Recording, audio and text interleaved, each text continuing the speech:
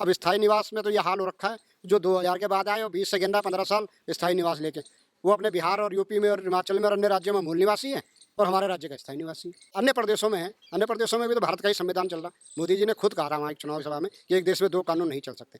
तो भैया कहीं मूल निवास चलेगा, कहीं स्थायी निवास चलेगा, कहीं भू कानून चलेगा, कहीं नहीं चलेगा। सारे हायर एजुकेशन का उत्तराखंड, सब लोग पढ़ने आते हैं, Doon school, Welham school, colonel, सब लोग यहाँ से पढ़ के जा रहे हैं। और हायर पोस्ट देख लो, माननीय मोदी जी के साथ देख लो जो उनके चला रहे हैं, NS उत्तराखंड से, CDS उत्तराखंड से, रॉ चीफ उत्तराखंड से, आर्मी चीफ उत्तराखंड से, अन्य महत्वपूर्ण साइंटिस्ट उत्तराखंड से। देश विदेश में जाओ तो क्रीम यहाँ क्यों नहीं है? कहीं ना कहीं कुछ लोग 250 मीटर या 500 मीटर लगाता था, लेकिन 2018 में माननीय त्रिवेंद्र रावत जी ने ऐसा खेल किया, पता नहीं किसने उनको सलाह दी, कौन से अधिकारियों ने सलाह दी, उन्होंने जितने भू कानून इस प्रदेश के लिए या मूल निवास सब खत्म कर दिया। भू कानून समस्त हिमालय राज्य, उत्तराखंड हिमालय राज्य, या तो कह दो कि आप उत्तराखंड को हिमालय राज्य नहीं मानते। नॉर्थ ईस्ट से लेके हिमाचल से सबका भू कानून है, 371 ABCDEFGH तक सबके अलग अलग कानून।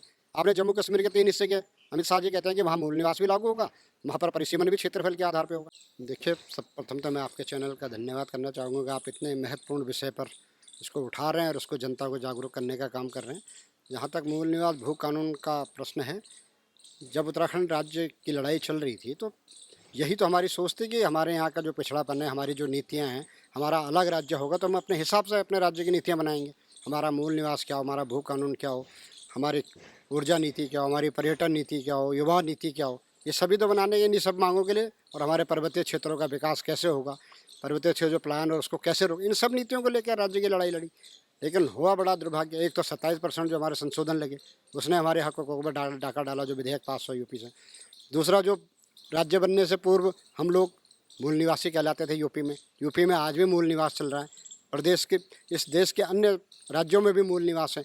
और हमारे साथ ही बने झारखंड में, जहाँ 1950 मूल निवास से अन्य स्टेटों में उन्होंने 1932 कर दी, वो भी तो हमारे साथ नया राज्य बना, वो भी तो भारत के संविधान से ही गवर्न होता है, वहाँ भी तो समानता का अधिकार। तो ये सारे प्रयोग उत्तराखंड में क्यों हो रहे? पता लगा राज्य बना, तो राज्य बनाते ही हमारी पहली सरकार ने मूल निवास खत्म करके कट ऑफ डेट 1985 कर दी, उसके साथ स्थायी निवास का शगुफा लगा दिया।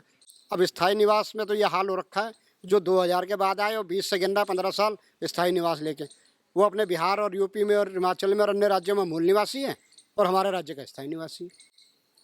वो उसका हक और हमारे बच्चों का हक बराबर, उन्हीं संसाधनों पे वो भी अप्लाई कर रहा है, वो भी हमारे बच्चे भी, तो हमारे बच्चे कहाँ जाएंगे? तो ऐसी नीति को हमारी नीति और कर्णधारों ने और अधिकारियों ने कैसे ये नीति बना दी? अन्य राज्यों से क्यों नहीं सीख ली? भू कानून का प्रश्न है, भू कानून समस्त हिमालय राज्य, उत्तराखंड हिमालय राज्य, या तो कह दो कि आप उत्तराखंड को हिमालय राज्य नहीं मानते।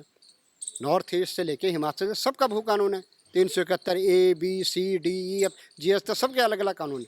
आपने जम्मू कश्मीर के 3 हिस्से के, अमित शाह जी कहते हैं कि वहाँ मूल निवास भी लागू होगा, वहाँ पर परिसीमन भी क्षेत्रफल के आधार पर होगा। तो उत्तराखंड में क्षेत्रफल के आधार पर परिसीमन क्यों नहीं होगा भाई? नॉर्थ, ये भी तो हिमालय राज्य है, तो जब वहाँ भू कानून लग सकता है तो 371 यहाँ क्यों नहीं लग सकते? यहाँ की ज़मीनों को क्यों खुला खेल, फर्रुखाबादी, जो आए जो खरीदे जो लूटे, ऐसा क्यों? थोड़ा बहुत हमारे दबाव में नारायण दत्त तिवारी जी ने एक बार 500 मीटर वर्ग मीटर का भू कानून बनाया था, और उसमें ये व्यवस्था थी कि नगरीय क्षेत्र से बाहर का कोई भी इलाके उसमें शामिल होगा, नगर क्षेत्र में। उसमें खंडूरी जी ने और बढ़िया करा, भाजपा के ही मुख्यमंत्री, तो उन्होंने 250 मीटर का कानून बना दिया। लेकिन उन्होंने एक लूप होल ये कर दिया कि उसमें आप नगरीय क्षेत्र का विस्तार कर सकते हो। तो उससे क्या हुआ, जो बाहर के कृषि भूमि थी वो नगरीय क्षेत्र में मिला दिया, नगर निगम का एरिया बढ़ा दिया और उसको बेचने का रास्ता खोल दिया। तो उस फिर भी एक रोक थी, कहीं ना कहीं कुछ रोक 250 मीटर या 500 मीटर लगाता था। लेकिन 2018 में माननीय त्रिवेंद्र रावत जी ने ऐसा खेल किया, पता नहीं किसने उनको सलाह दी, कौन से अधिकारियों ने सलाह दी, उन्होंने जितने भू कानून इस प्रदेश के लिए या मूल निवास सब खत्म कर दिया। और अब तो ये हो गया कि आजकल आप देख रहे होंगे सहारनपुर का जो उर्दू में बना हुआ 47-48 का नक्शा है, वो वहाँ जाते हैं, वहाँ देखते हुए यहाँ किसी को समझ आता नहीं है, ज़मीनें देखते हैं विवादित, उनके उल्टे सीधे कागज़ बना रहे हैं और धड़ाधड़ रजिस्ट्रियाँ और धड़ाधड़ ज़मीन, विवादित ज़मीनों को पहले उसे विवाद में फंसाते हैं, फर्जी रजिस्ट्रियाँ कराते हैं, और आज आप देख रहे हैं कि कितने लोगों को जेलों के अंदर जा रहे हैं। आंदोलन तो चल ही रहा है मूल निवासी भू कानून के लिए, आप देख रहे होंगे। हमने पिछले साल भी रैली निकाली मुख्यमंत्री आवास को मूल निवास भू कानून के, पिछले साल भी निकाली, इस साल भी आपने 10 तारीख को देखा कितना बड़ा रैला सड़कों पे था। और लोगों के मन में ये जन भावना बन चुकी है, लोगों के मन में ये ज्वार है। भले ही वो अभी जनता सड़क पे नहीं आ रही है, इस बार तो काफ़ी सक्रिय दिखी, लेकिन मन में जहाँ भी देखो पता नहीं ये तो होना चाहिए। अभी हमने गांधी पार्क में 8 तारीख को पर्चे बांटे मूल निवास भू कानून के लिए, शिक्षकों की कम से कम हजारों की रैली थी, पूरे प्रदेश से शिक्षक आए थे, हम उनके बीच में पर्चे बांटे। तो हर शिक्षक के मुँह से मैंने सुना ये तो होना चाहिए, ये तो होना चाहिए। हम भी आपके साथ, उन्होंने नारे लगाए शिक्षकों ने, इसका मतलब वो जो हमारी डिमांड थी पूरे पहाड़ में गई, शिक्षक पूरे पहाड़ से, पूरे उत्तराखंड के भीतरी क्षेत्रों से, तो सबके मन तक ये बात पहुंची और हर आदमी ये चाहता है कि ये होना चाहिए। जब अन्य प्रदेशों में है, अन्य प्रदेशों में भी तो भारत का ही संविधान चल रहा। मोदी जी ने खुद कहा था वहाँ एक चुनावी सभा में कि एक देश में दो कानून नहीं चल सकते। तो भैया कहीं मूल निवास चलेगा, कहीं स्थायी निवास चलेगा, कहीं भू कानून चलेगा, कहीं नहीं चलेगा, कहीं महिला आरक्षण चलेगा। उत्तराखंड में महिला आरक्षण नहीं चलेगा और राज्यों में भी तो आरक्षण है। ओबीसी लोग स्टेट घोषित करते हैं, स्टेट में अपने क्षेत्र, जाति और पिछड़ेपन के हिसाब से आरक्षण घोषित करता है। तो भारत में यहाँ उत्तराखंड में क्यों नहीं चलेगा?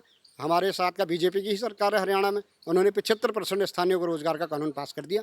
वहाँ के हाई कोर्ट ने रोक लगा दी, वो सुप्रीम कोर्ट चली गई सरकार। सुप्रीम कोर्ट ने स्टे कर दिया हाई कोर्ट के आदेश को। उन्होंने कहा बिल्कुल ठीक है, राज्य का अधिकार है 75% स्थानीय को। हमने 70% का कानून की लड़ाई लड़ी थी तिवारी जी से, आज तक लागू ही नहीं हुआ वो ढंग से। वो कहते हैं जी क्रीम नहीं मिलती यहाँ, ये नहीं मिलता। क्यों नहीं मिलती है भैया क्रीम? कैसे नहीं मिलती? सारा शिक्षा का हब उत्तराखंड, सारे हायर एजुकेशन का हब उत्तराखंड, सब लोग पढ़ने आते हैं। Doon school, Welham school, Colonel Brown, सब लोग यहाँ से पढ़ के जा रहे हैं। और हायर पोस्ट देख लो, माननीय मोदी जी के साथ देख लो जो उनके चला रहे हैं। NSA उत्तराखंड से, CDS उत्तराखंड से, रॉ चीफ उत्तराखंड से, आर्मी चीफ उत्तराखंड से, अन्य महत्वपूर्ण साइंटिस्ट उत्तराखंड से। देश विदेश में जाओ तो क्रीम यहाँ क्यों नहीं है? यहाँ पर क्यों नहीं मिलती? यहाँ तो एक से एक योग्य आदमी है। तो सिर्फ इस आधार पर नहीं है, लेकिन करना नहीं चाहते। अधिकारी वर्ग जो है वो घुमाता है नेताओं को, और नेता तिवारी जी जैसा या खंडूरी जैसा नेता है नहीं कि जो पढ़ा सके। कानून तुम मत पढ़ाओ, कानून हम बताएंगे किस नियम से होना है। लेकिन आप जैसे अधिकारी पढ़ाते हैं, हमारे नेता मान लेते हैं। और लागू नहीं हो रहा है, देरी की वजह क्या मानते हैं?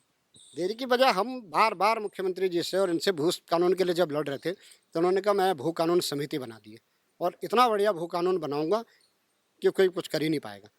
फिर मिलने गए पिछले साल, मैंने तो बहुत बढ़िया भू कानून बना दिया, देखो तुम।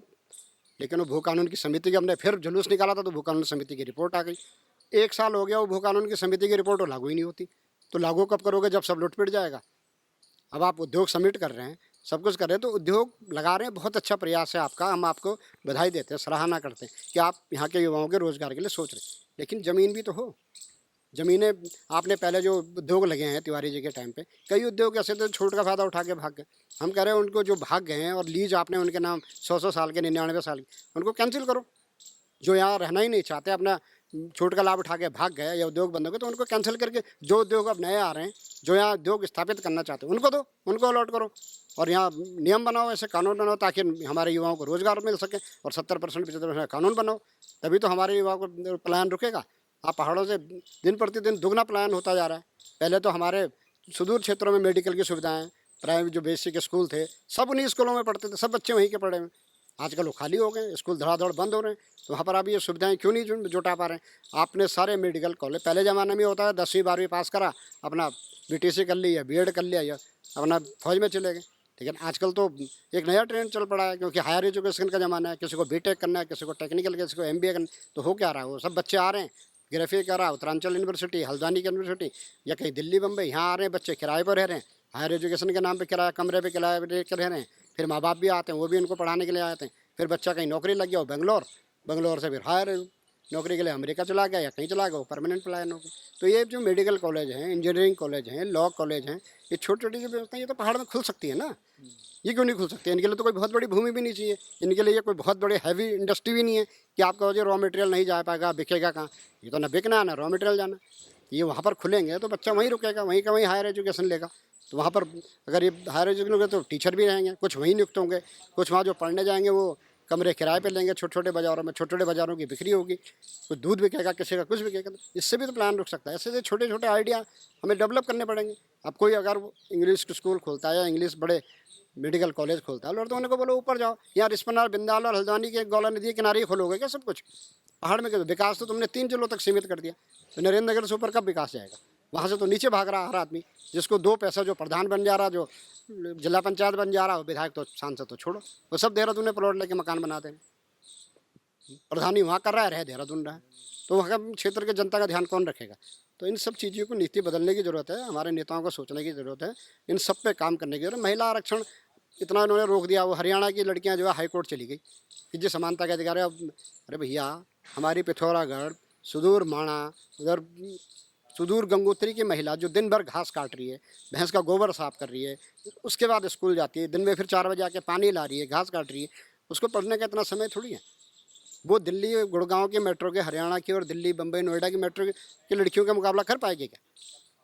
तो ये तो सरकार भी और संविधान भी कहता है कि क्षेत्र विशेष और जो पिछड़े जन हैं उनको दूर करने आरक्षण दिया जाए। SC ST को आरक्षण क्यों दिया था? क्योंकि वो लोग पिछड़े थे, उनको बराबर लाना था। तो इसी नीति के थे तो आरक्षण दिया गया था। और उस आरक्षण को जब हमने हल्ला मचाया तो सुप्रीम कोर्ट ने स्टे दिया, जायज़ ठहरा। अब वो फिर लोग लगे हुए हैं, भैया अपने स्टेट में तो तुम 75% करो, हमारे यहाँ करो, तुम क्यों कर रहे हो? हमारे आंदोलनकारियों को आरक्षण क्या? जब तक उसको स्टे नहीं करा चैन से नहीं बैठे। अब वो सरकार विधेयक ला रही है, पता नहीं अधिकारी कौन उनको उल्टी उल्टी सलाह दे रहा है, नहीं हो सकता, कानून नहीं टिकेगा, बन नहीं सकता। भैया लोकायुक्त जब खंडूरी जी ने पास किया था, सारी दुनिया कहती थी अजी ये तो संसद का अधिकार है, आप तो स्टेट तो बना ही नहीं सकते लोकायुक्त कानून, आप क्यों बना रहे हो, इस पर तो साइन ही नहीं होंगे। खंडूरी जी ने पास कराया, गवर्नर मार्गरेट अलवा जी, खंडूरी जी अड़ गए, ये मेरा कानून है, आप साइन करो। उन्होंने कहा देखो ये पास नहीं होगा। उन्होंने कहा आप तो करो, फिर वहाँ के वहाँ देखेंगे जब रिजेक्ट होगा। गवर्नर साहब ने साइन कर दी। और आपने देखा होगा कि जब वो विधेयक वहाँ भारत के राष्ट्रपति के बाद गया, प्रणब मुखर्जी ने उनको साइन करके ओके कर दिया, ठीक है। तो कहाँ रुका प्रणब मुखर्जी ने? राष्ट्रपति तो साइन करके भेज दिया था। ये तो हमारी अंदर की पॉलिटिक्स थी कि विजय बहुगुणा जी ने सरकार में आते हुए लोग कहते हैं ठंडे बस्ते में डाल दिया। वो आज तक को परवर समिति में पड़ा हुआ है 10 साल से, वैसे ही उन्होंने आंदोलनकारी आरक्षण के साथ कर दिया। तो भैया तुम तो पास करो, गवर्नर से तो साइन कराओ, जब कोई कोर्ट में चैलेंज करे तब के तब देखेंगे, तुम पहले ही क्यों करो?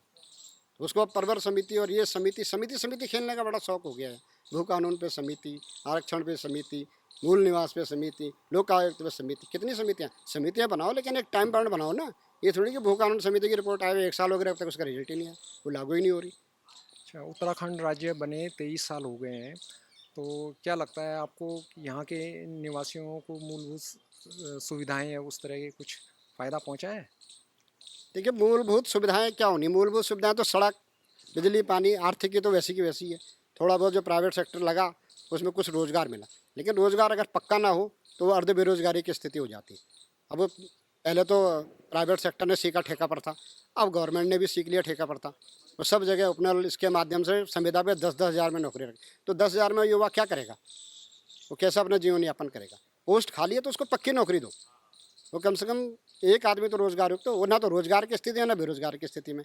10-10 हज़ार में 12-12 घंटे का शोषण है, फिर उससे आप निष्ठा की उम्मीद है कैसे करोगे? अगर वो थोड़ा बहुत फिर इधर उधर करेगा तो फिर कहोगे जी लीक कर दिया, बेईमानी कर दी, तो अपना खर्चा कैसे चलाएगा? तो जितनी पोस्टें खाली हैं कम से कम उनको पक्का रखो, पक्की रोजगार दो उसे। रोजगार की बेरोजगारी के लिए तो ये मुद्दे पे तो ये राज्य बना था, और आप उसको रोजगार ही नहीं दोगे तो फिर फायदा क्या हुआ? तो बेरोजगार और रोजगार तो सबसे बड़ा मुद्दा है ना उत्तराखंड का। तो जो वैकेंसी कम से कम खाली है उनको भरो, और जिसको नौकरी देनी है पक्की नौकरी दो। ठेका पर था क्यों रखते हो? पहले कंपनियां पक्की नौकरी देती थी, अब वो जब सरकार ने सीख लिया संविदा ठेका तो प्राइवेट कंपनियों ने भी सीख लिया। वो भी ठेकेदार रखने होने के थ्रू, कोई टेंशन नहीं, किसी का बोनस नहीं, किसी की वृद्धि नहीं, ठेकेदार देखेगा। ये प्रथा भी बंद होनी चाहिए। रोजगार दो तो पूरा दो, और जो वैकेंसियाँ हैं एक जगह पे 4-4 आदमियों का काम एक आदमी कर रहा है, तो कुछ को रोजगार दो, पक्की नौकरी दो, तभी तो बेरोजगारी खत्म होगी।